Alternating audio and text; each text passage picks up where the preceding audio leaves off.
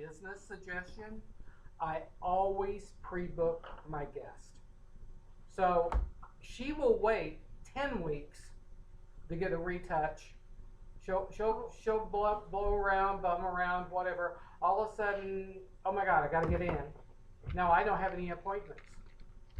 So she's going to be 10 weeks out. Do I have too much regrowth?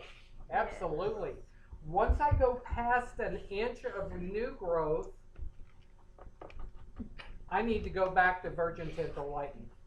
So if I pass this 1 inch, I got to redo it all over again. But I'm only doing small amounts.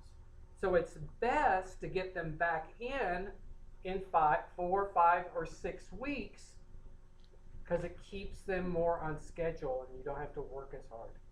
Also, it ensures your book is getting full. It's a great way to build business. So I always ask my guests, so what's your best day to come in? I want to make this convenient for you. What's your best day? Do you like Fridays? Do you like evenings? You know, like I don't work on Friday. What's your best day? So you don't have to fit in my schedule. I get to fit in yours. Do you think they're much more responsive to that? Mm-hmm. So I am definitely going to reschedule her to get her back in. Then I stay at this 1 inch amount. Do you realize if she waits 10 weeks, if I'm booking her at 5, am I making more money at the end of the year? Mm-hmm. So it is about business too, because I'd rather make some money doing this. And I don't work so hard. So with the bleach retouch, our regrowth is 1 inch. So let me look at this. Okay. After safety and sanitation, we got our doll section. This one, remember some of you guys, I was saying, hey, your subsection is too small. Mm-hmm. You guys were doing the bleach retouch. So the bleach retouch is basically 1/8 inch, which is 2 teeth of the comb. What I want you to think about is tissue paper. Or the other thing I want you to think about is you're going to get on Instagram and you want to be able to see through this piece of hair and be able to read the smallest print on Instagram. So those are the best ways I can explain 1/8 inch subsection. Okay? Does that make sense? So shear, shear, shear. Decolorizer has a different consistency. On this one, for the state board, I am going to take my partings parallel with the center part. I'm going to teach you an alternate version in a minute, which is a state board. But this is the way they want you to do it for boards. So I am going to take, let me ask you this too, sorry. Can I outline this? No. Yeah. It's a retouch. Yeah. Do I want to go more than an inch? No. No, I don't. Somebody was saying this to me earlier too, talking about decolorizer. If I am on the scalp, please do not use 30 and 40 volume developers. Please don't. Most manufacturers will not recommend it, and you could cause a scalp burn. And she knows. Okay? So if anybody ever says put 40 or 30 volume on their scalp, don't do that. Is it going to pop it? It's going to brighten really fast anyways, because you're on that zone 1 hair. So anyways, I'm right here. So I'm going to outline this section, but I'm not going to go way far out. And I'm going to hit the part line. So I've got my section outlined. You're going to stand right here in front of her ear. Body position is key. If you're standing back here, it's not going to work. The only reason I'm standing here is where you guys can see me. So you want to take a parting, I call it the 2 hair special. So it is very, very sheer. One thing you're going to want to do, because she's on a round shape, make sure the section is small here as it is in the back, and I've already done it. See how my parting's a little bit bigger in the back? That's because the head's round and we're going with the roundness. So try to keep it that small all the way around. See if I can do the, we need this to be like a cooking show. So I'm going to take, I should have some gloves on. I did not put my gloves back on. So I'm going to go an inch out. And I'm not pushing real hard down, because if I do that, it's all of a sudden going to start building up, and I'll be 3 inches down. Okay? And you can also touch it on this side. Again, folding it over your comb. Shear, shear, shear, shear, shear. Tissue paper. Chant that for me. Tissue paper. You got it. How long is my new growth? 1 inch. And over we go. In the salon, I do not love this method because I get polka dots on the hairline, but since I'm teaching this for practicals and stuff, I'm going to do it this way. But I'm going to show you another way that I do this in the salon with color or decolorizer. And I don't get it on her face very easily. And over. Can you guys tell how thin those partings are? So how many, I remember there was someone over here, there was a couple people here and there that were doing it really, really, really thin. Go back to that. Part of it's the color itself, the thickness of the lightener. Some people will even put strips of cotton in between these so they don't saturate. Where do you put it? Yeah, flip it ear to ear. On this one, we're going to go ear to ear. Okay. Do I need to do more? Nope. No. We got that? Yep. Go do it. We need to switch out our brushes. Pardon? Do we need to switch out our brushes? Some potholes in, and I definitely want some strength. I used to know some of the teachers will say, oh, just rinse it out and tone it. You didn't take it back to the correct pH, so you definitely want to rinse, shampoo. Most toners, not all, most go on dry hair. Here's the reason. If you got a dry sponge and a wet sponge, which sponge is going to pick up the Kool-Aid better? Dry. They're dry.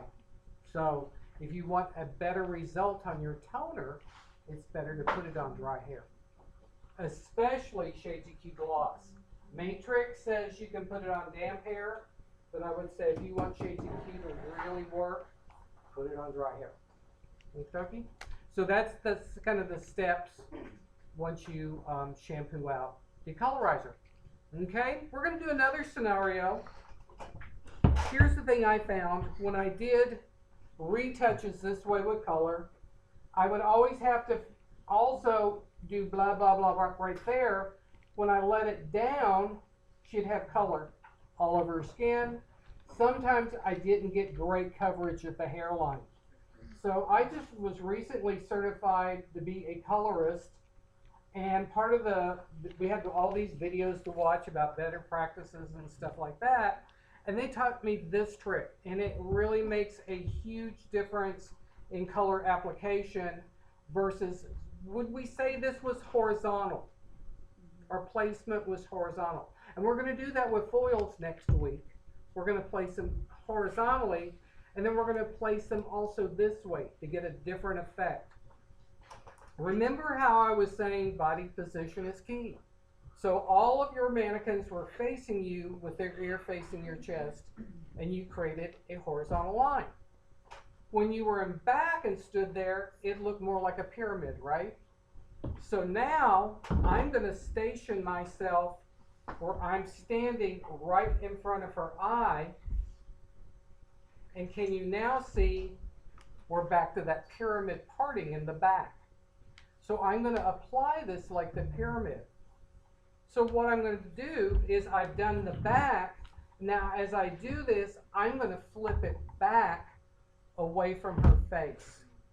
So can you see when you're toning your guests with long hair, you're going to do the back, and then you can flip this hair out of her way And when she all ends up said and done, it's going to be like this, and there's not going to be a ton of goop around her hairline. Or if so, you're going to really see it and be able to clean it up fast. So the things I'm going to do, and this is not a state board thing.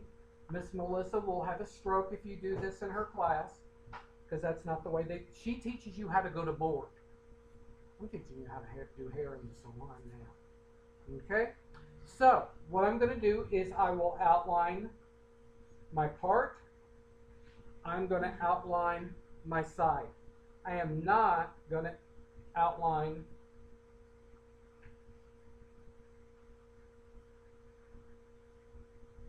the front. I might even go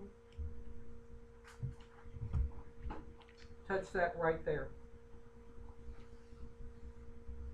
Okay? So, I'm going to stand next. So, can everybody see this? I'm going to stand right in front of her eye, and I'm going to do that whole pyramid trick. So, I'm going to paint an inch and an inch. I'm not going to fold it back this way. I'm going to fold it back this way. You'll notice it's almost painted an inch already.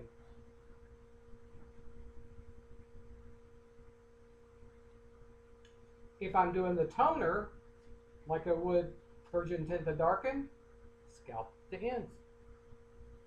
If I were doing that. But I'm just going to do, I'm doing a color retouch.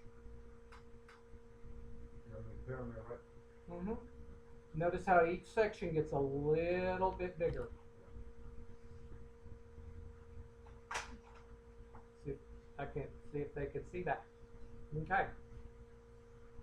Can you guys see that? But you standing here is not going to create it. See how hard that is? So you want to be right with your customer. This is exactly the way I also add my foils in, but I would have started at the bottom versus the top. Because if not, I'd have to bend my foils over her head and they would slip. Is that practice? Hmm? Start from the bottom. Yes. Because you will definitely get slippage. I promise. I'm doing a 1/4 inch subsection because I'm using color, not decolorizer.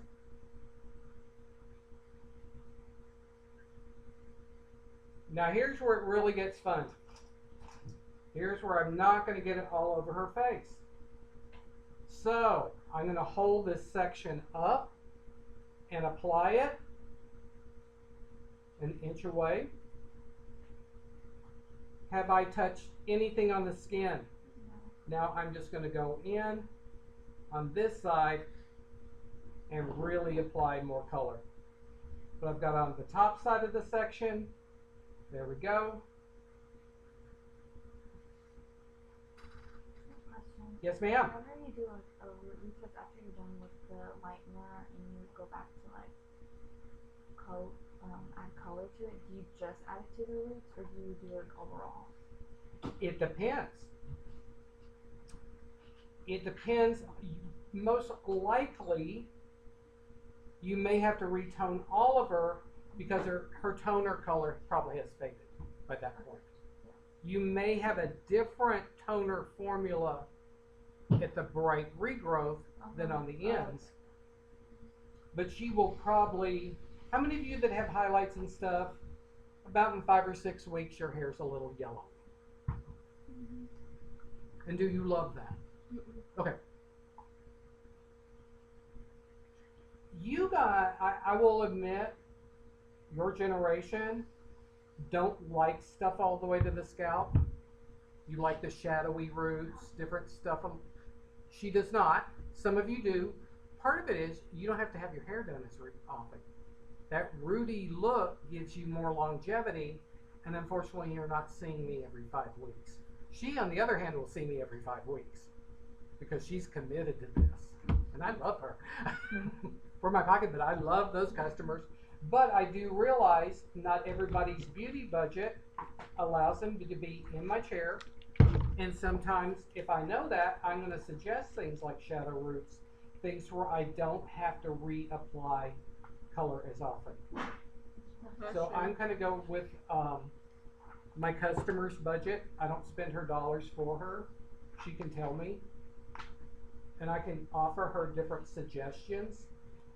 Do I always, so a lot of my clients do highlights and color because they're covering their grays, but they want highlights too. Do I do highlights every time? Not always. We stagger it out and swap it back and forth as a budget thing. There we go. But basically, do I have a bunch of color on her face? No. And I tell you what, when you're dealing with really dark colors like his hair color, when you get that color on their skin, it really shows up. And it really stains like crazy. Yeah. And I have several customers that have some really dark hair colors that they love. Yeah, my ears are purple. But only one ear. This one. Just one. See how this is now going to be out of her face? And you're not going to have as much cleanup. This is still going to fall through here. But they make little color cleanup pads that you can buy for that. Believe it or not, another thing to get color off of people. It's got enough alcohol in it. Don't let the color sit for long. Try to get it the minute you make the mess. But hand sanitizer is a color remover. Or it could be in a pinch. So, would you guys like to go do this and try it out? Because this is the way we're going to do foils next week in a horizontal pattern and a pyramid pattern. So this will get you already prepped for that. So go do it. 1/4 inch subsections, 1 inch regrowth.